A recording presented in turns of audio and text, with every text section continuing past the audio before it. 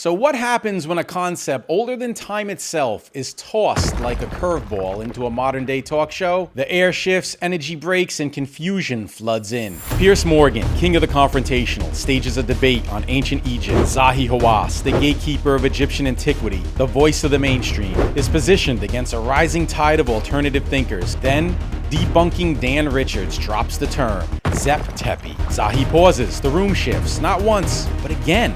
Just as he did on Rogan, he doesn't recognize it. Zep Tepi, a phrase that allegedly is carved in a stone of Egyptian origin, that some would argue holds the key to everything we need to know.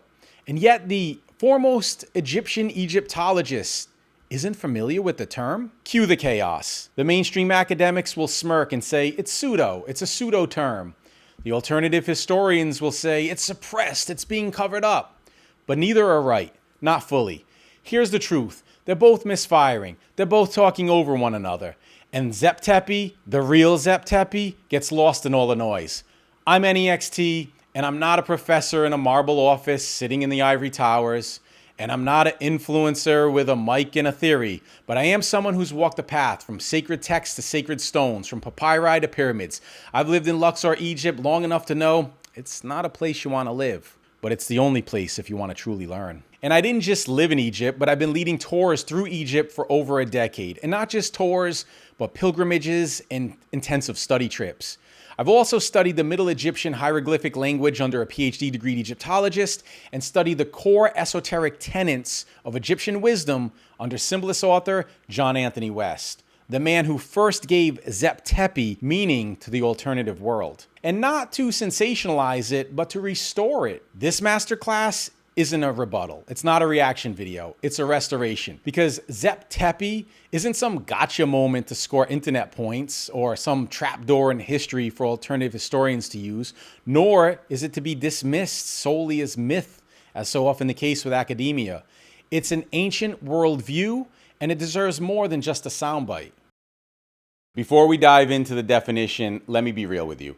The first time I heard Zahi Hawass say he didn't know what Zep Tepi was, I was shocked. Like, jaw hit the floor. I mean, after all, this is Zahi Hawass, former head of the antiquities, easily the world's most recognizable, foremost authority on Egyptology. How does he not know Zep Tepi? But the more I thought about it, I tried to give him the benefit of the doubt, and I began to wonder, could it be the pronunciation, the way it's being said? Maybe Zahi misheard it. And so I started to ask deeper questions. Do other Egyptologists not know Zep Tepi? And is it even a requirement for an Egyptologist to know Zep Tepi? And how do I know Zep Tepi, but Zahi doesn't? And a YouTuber like Dedunking Dan knows Zep Tepi, but Egypt's foremost leading authority in Egyptology doesn't? So I picked up the phone and I started to call my Egyptian Egyptologist friends that I've known from living in Luxor for years. And many of them were familiar with the term, but not all. And even some of the more hardcore linguistic scholars who are knee-deep in transliterations and texts had to say, oh, that's what you meant. The first time, the first occasion, the primordial. So they don't always necessarily refer to it as Zep Tepi. In fact, that term seems to be used more in alternative circles than in the academic discipline of Egyptology itself. And then an Egyptian Egyptologist friend of mine helped clarify something even more basic, the pronunciation problem. I think it have to do more with how we read it in hieroglyphic as Sep Tibij or Sep Tip, which mean first time. When it come to how you guys say it in English, Zep Tepi, I think it's a little bit different and it can get like many people confused really. For example, if we want to say the beginning of the year, we'll say Sep Tip Renbit. But the issue runs deeper than pronunciation, because here's the truth. Zep Tepi, with a capital Z-E-P-T-E-P-I, is not an Egyptological term. It's not how the phrase appears in hieroglyphs. It's not how scholars refer to it in writing. And it's definitely not something you'll hear in the classroom or in fieldwork. Whoa, the academic neglect. It's important to understand the difference between transliteration and translation. Transliteration is when you're taking the sounds of one language and applying the letters of another, which forms a word. Translation is when you take that word and give it meaning in your native language, like English. So for example, with Zep Tepi, you have Zip, which is the transliteration, and the translation of that would be time or occasion, as in the first time or the first occasion. So let's clear something up. Zep Tepi is actually transliterated as Sip Tipi, or Sip Tepage, or even just sometimes Sip Tip. Let's break it down glyph by glyph. Sip is the seed. So you have the symbol that's interpreted as a bolt, which gives us the consonant S. It's a symbol of order, ritual, and preparation. And then we have this square here, which is interpreted as a reed mat or a stool, which is P. And this is a symbol of foundation, the surface of where things unfold. Together, S and P, Sip, means to begin. So it's an action, a happening, a spark of creation. Then comes the Tepi, which is actually Tipi. And you have the semicircle, which is interpreted as a bread loaf, and that's the letter T. And it's a symbol for nourishment and sustaining life, because that's what bread does. And then again, we have the square, which is, again, interpreted as a reed mat or a stool, and this is for P. P. So this is also a symbol of structure and support. And then we have the reed leaf, which in Hebrew is a yod, but we use a Y or an I, and it actually sounds like an E, so tipi. It means the first, or it can mean original or origin. And so put it all together, Sip Tipi. It's the first time that something comes into creation. Not just history, but a sacred event when the cosmos align and everything comes into being. And it's typically understood to mean the first occasion or the first time. And it's found in the Old Kingdom, in the Pyramid texts, in the Middle Kingdom, in the Coffin texts, and in New Kingdom temple inscriptions. But here's a twist. Even the Egyptologists who specialized in this and studied it and further developed it, like Jan Assmann or Eric Hornung, not even they use the transliteration Sip Tipi, let alone Zep Tepi. They don't use the transliteration at all. What they'll do is they'll just translate it in English. You'll see terms like the first time, the first occasion, or the mythic beginning. So they cover the concept, not the spelling. So when people argue over whether Zahi Hawass should have known Zep Tepi or not, they're missing the point. Because the term Zep Tepi isn't even used in Egyptology. It's a modern stylization coined outside of the academic discipline of Egyptology, popularized by alternative historians, and turned into a meme by YouTubers. So let's break it all down. The scholars cover the subject. The alternative historians stylized the term, and YouTubers made it viral. That's why everyone's getting confused. Everyone's talking past one another. One side is arguing over symbols, the other side is arguing over spelling, and nobody is asking the deeper questions, like, what did the ancient Egyptians mean when they said the first time? And that's where we're headed next. Zep Tepi, the first time. Not like the first time you made a plate of risotto. This is the first time. Although, every time you make a plate of risotto and bring that plate into creation for the first time, according to the ancient Egyptian ontology, that would be considered a Zep Tepi moment. Although, Zep Tepi is not just a moment. It's not once upon a time. It's the time when all time began. Zep Tepi is the time when time began. So when time begins for this freshly baked plate of risotto, it's a Zep Tepi moment. And that moment can happen again and again and again for the ancient Egyptians. That's a lot of risotto. I know. It's a little challenging to grasp at first. The first occasion, it can happen more than one occasion. Just stick with me. And stick with me for the long term by taking a moment to hit that subscribe button. Go ahead and smash that subscribe button now. You'll either see or learn something new every video. Subscribe. The term Zep Tepi, as we know it today, is a corruption of a modern transliteration. And to be clear, Zep Tepi with a capital Z is not a term in Egyptology. It's actually a modern adaptation coined outside of Egyptology, but its roots stretch back through the hieroglyphs carved on ancient Egyptian walls, and it goes deep into the Middle Egyptian language as Sip Tipi, the first occasion. We find the phrase appearing throughout Egyptian texts quietly. It's not like neon lights, it's not dramatic, it's just a phrase, revered, remembered, and reenacted. The first occasion, or the first time, was considered primordial, or what we call sacred time. It's sort of a timeless time, not to be confused with our modern understanding of time. Did you know that the ancient Egyptians had not one, but two concepts of time? Because for the ancient Egyptians, time wasn't just linear. It wasn't ticking forward like our clocks and calendars today. It folded back on itself and it was reactivated. See, the ancient Egyptians were not only operating, but living in two timelines at the same damn time. They had the concept of jet, the fixed unfolding of events, and neh, which is the eternal repetition of cyclical time. Today, we view time as a straight line. You start at point A and you go to B.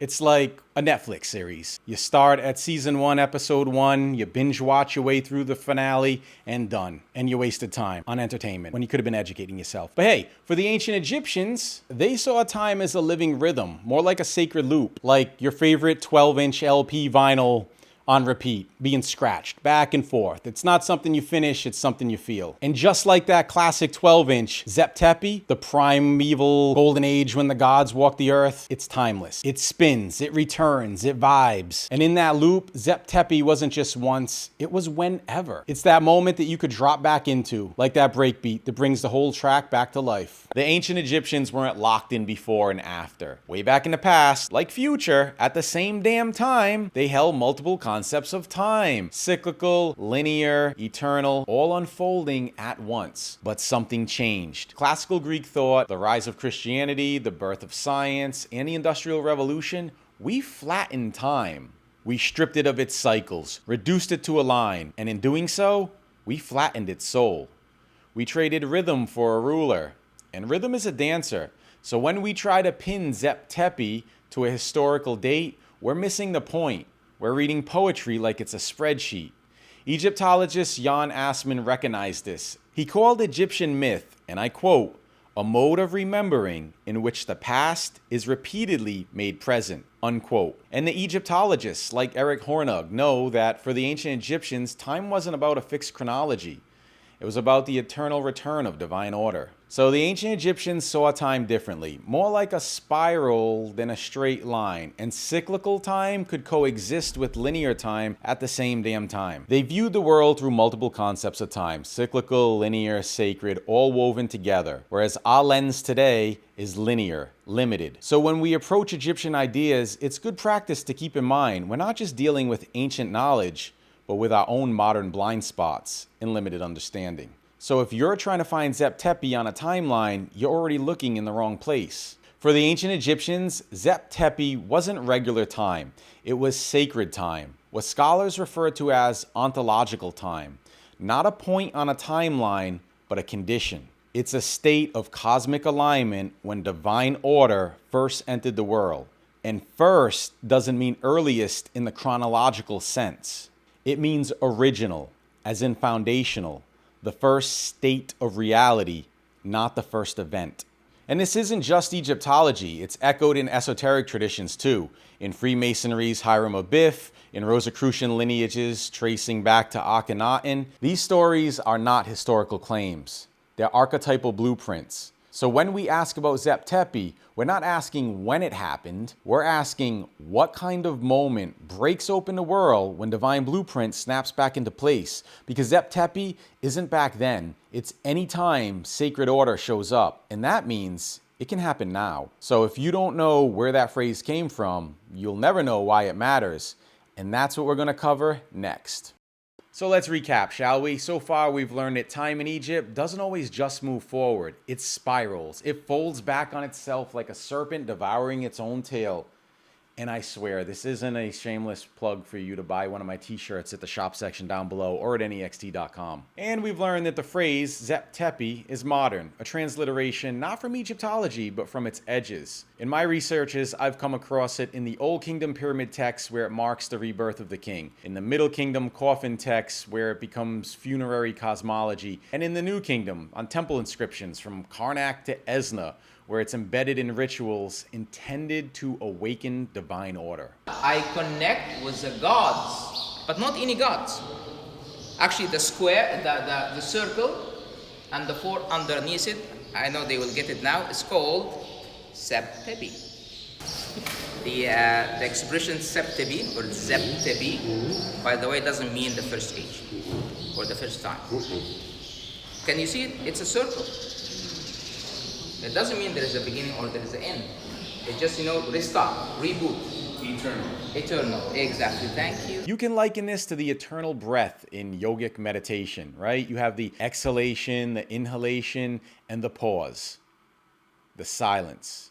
And then you exhale again. That is a Zep Tepi. It's another new beginning. Each time you exhale into this expression of form, time and space. This isn't a fringe concept. This was the ancient Egyptian cosmic reboot. It was used in their rituals and resurrection and even kingly coronation. So when scholars like Zahi, who study Giza and temple archaeology and teach creation myth, why they might have missed the term like Zep Tepi, it has more to do with the way and how it was developed in Egyptology. And that is where deeper research comes in. If you want to learn about the deeper esoteric aspects of Egyptology, like Zep Tepi, you don't go to the ambassador of Egyptian tourism or the poster child of the next Nat Geo documentary.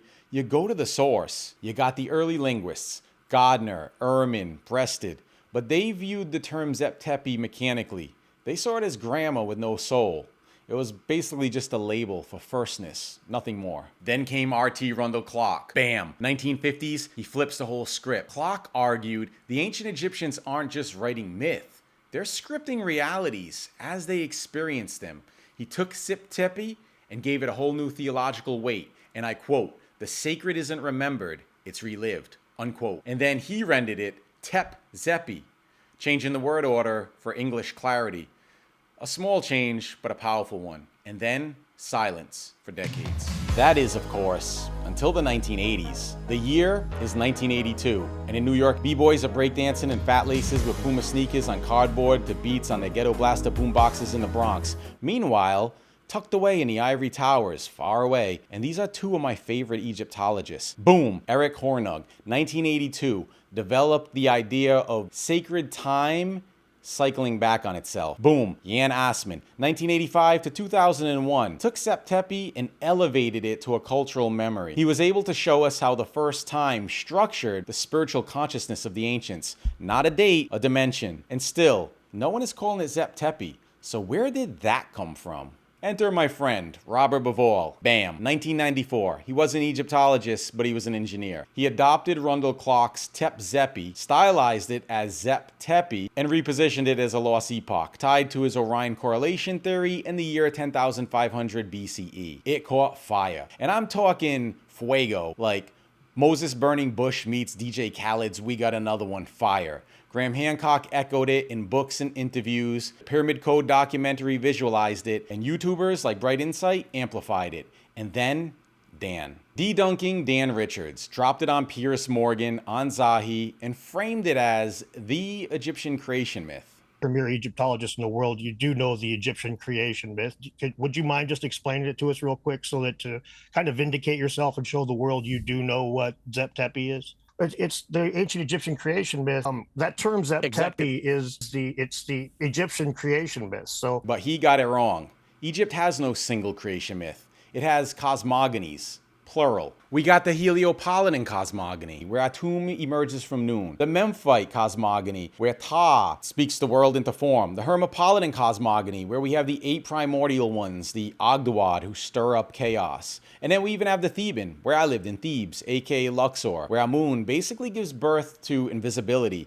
He was the invisible essence that permeated all things. And even the older triad on Elephantine Island, we have the Elephantine cosmogony, where Khnum is he who fashions humanity on the potter's wheel. So, Zep Tepi is not the story, it's the moment the story becomes possible. It's not the creation myth, but a single aspect within it. Dan confuses the cosmology for cosmogony, and worse, he does it to corner a man who doesn't even use the term. But here's the twist. Dan gets it from Graham. Graham published after Bauval. Bauval gets it from Clark, and Clark wasn't even saying Zep Tepi. This is how the myth mutates.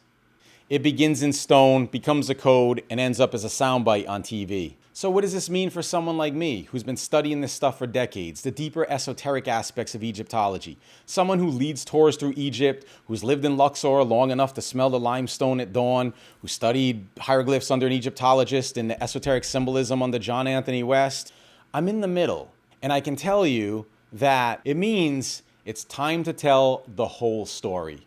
It's time to look to the West, and West is where we'll begin next. Now here's where it gets interesting. John Anthony West was my mentor, but he never used the word Zep Tepi in his signature work, The Serpent in the Sky, though he was familiar with the concept. Before Dan, before Graham, before Bauval, he was the one responsible for inspiring the symbolic turn, giving it additional meaning, and popularizing the concept behind Zep Tepi for the alternative world. And here's an interesting little fun fact. At the time of his passing, John Anthony West was involved with the production of a film entitled Zep Tepi. But unfortunately, due to his untimely passing, that film never got its Zep Tepi moment. West took myth seriously, not literally. He believed the ancients encoded truths in myth, in geometry, in ritual, not as science fiction, but as spiritual, sacred science. He even challenged both sides, academia for being too literal, and the fringe for being too much. I mean, he even called them Sitchinines and airbrush unicorns. He wasn't trying to say aliens built the Sphinx. He was trying to ask, what if we're missing something because we're not asking the right questions? Let's flip the lens. Epistemology says if it's not measurable, it's not real. Myth, cute, but not predictable. But the ancient Egyptians weren't playing that game. They didn't write myth to entertain. They wrote it to reveal, to encode truths, esoterically, symbolically. Myth is how they remembered cosmic order, something we don't even think about much today. So the question isn't, was Zep Tepi real? The question is, how did the ancient Egyptians know reality? And are we, with our modern dates and data, missing half the picture? Maybe truth isn't just something you prove. Maybe it's something you embody. So here's the call in. It's not a call out. Academia, you have the tools, the training, and the timelines, but do you have the flexibility to see other worldviews? Because myth, it isn't fiction. Myth is sacred imagination. And if you're going to dismiss it on the premises of being nonlinear, symbolic, or poetic, you might be throwing out something that's essential. Just like Diego de Landa threw out the records of the Maya after burning them in Mani, during a time when plant people, shaman, were framed like witch doctors. This isn't about abandoning reason, it's about expanding it. Because maybe the real blind spot isn't some fringe theorist with a microphone on YouTube. Maybe it's the assumption that only one type of knowing counts as truth. Let's say we go back to ancient Egypt, in Heliopolis, and stand before an ancient priest and ask him, hey, you know that story you're telling, the first time, the one where the gods walked the earth? Is that really true? Do you think that really happened? They wouldn't say, oh no, that's just a myth. It's a metaphor we tell the neophytes. They'd say, of course it is. Everything we do comes from the first time. That's when the world became what it is. But for them, it was real. Not just a story, not just a myth, real. Fast forward to modern scholars today, and they'll say, well, we know the Egyptians believed it was real, but we know it was sacred history, not actual history. And that may be reasonable, but here's the problem. We're using words like myth and symbolic to describe their worldview, and sometimes those words aren't sufficient. When we use words like myth, it usually means not true. And when we use words like sacred history, it usually means not historical. They're like polite ways in academia to basically dismiss it as not real. But for the ancient Egyptians, those categories and distinctions didn't exist. Sacred was real, ritual was history, and the first occasion wasn't just some time that happened once and faded. It happened again and again, and it could be re-entered every time they did a temple ritual or crowned a king. And this is where John Anthony West came in, because he wasn't just saying that the Egyptians believed in something deeper. He was saying maybe they were right. Maybe they weren't making it all up. Maybe their whole system of thought, their stories, their gods, their rituals, their symbolism, wasn't just poetry. Maybe it was preserving a memory or pointing to something deeper, something that we forgot. And that's why he looked at things like the Sphinx and asked, what if this is older? What if there is a civilization before this one that we don't know about that left a legacy? Did he prove it? Not really. But does that mean that we should just brush it off?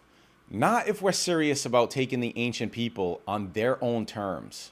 When first period where Egypt was ruled by the Netzeru, which means the gods themselves. This, of course, is all nonsense to the academics, to whom sacred is just a polite word for superstition. But the Egyptians themselves say when their civilization was founded.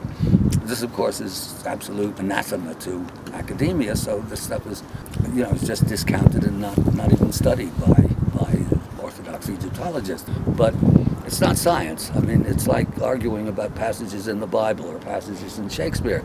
You can have better and worse interpretations of passages or of the document, but it's not science. You can't prove anything. It's not hard fact. It's just one explanation makes more sense than another. The problem with John Anthony West's approach to Zep Tepi is that although he emphasized the symbolic and spiritual depth, he also blurred the line between mythic archetype and historical event. By interpreting Zep Tepi as a literal first time or first occasion where the gods actually walked the earth, he opened the door for alternative historians to treat it as evidence for a lost golden age or forgotten civilization. This shift reframes Zep Tepi not as a sacred recurring condition, but as a lost epoch, fueling the idea that history has been deliberately erased, a narrative that sits well more with Atlantis law than it does with the way Egyptians actually viewed time. But while West may have stretched the myth too far into history,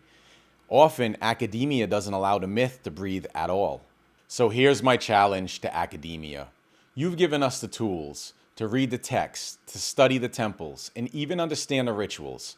But when you use words like myth, sacred history, divine kingship, it creates a wall between how the ancients viewed the world and how we interpret it. And that makes it easy to say, well, they believed it, but we know better. What if that isn't true? What if sometimes they know better? What if Zep Tepi isn't just a footnote in myth, but a window to how ancient humans actually saw the world? A world of not just bone and stone, but of meaning and mystery. And this doesn't mean that we completely throw out all the evidence and dismiss science. It just means that we remain humble and leave the door open just a crack for the possibility that history may be deeper than we thought. All right, everyone, I hope you enjoyed the video. And if this episode helped to reshape the way you think about myth, time, or the phrase Zep Tepi, and you made it this far, go ahead and drop a comment down below to let us know you made it through the spiral. And if you want to add anything, argue, or cite sources that I missed, leave a comment. I actually read them, unlike the gods in the Ogdoad. And if you want more myth-bending, meaning-heavy, esoteric explanations like this one, don't forget to subscribe to the channel and click the bell icon so you can receive updates. And I should mention how, as an alternative to the alternatives, not a member of the mainstream, not on the fringe all the way, I'm someone that's in the middle. So I don't get the same opportunities that the others have. You don't see me on the major podcasts or getting paid to speak at conferences or paid to speak as an expert on TV.